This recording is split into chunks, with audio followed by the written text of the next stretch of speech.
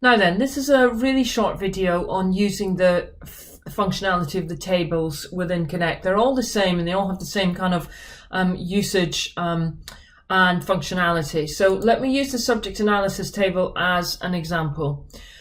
If you want to filter by any of the columns that you can see, you've simply just got to click on the header.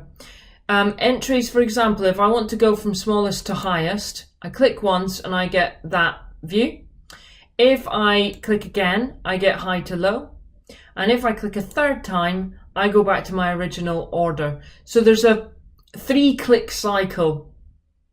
That's true of any of these column clicks, and it's also true if you've got a grade structure that goes from A star, for example, downwards. So it will sort by grade in order as well, with A star at the top.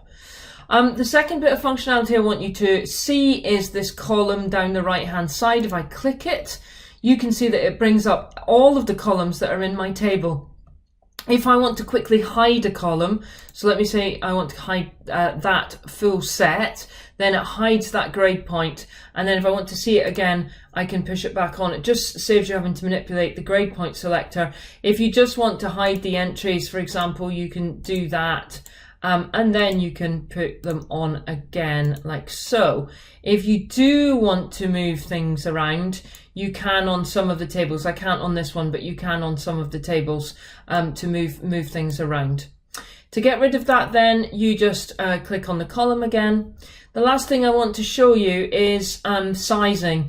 So most of these are specific size to fit your screen. If you do want to change the size, there are some sort of drag and drop on some of the tables. You can see there that my cursor is going to move it, but there's a quicker way to do it. If you just click on this, and I mean left click on these 3 lines that come up here, then you can see various different options. Now, auto size this column will make it a different width.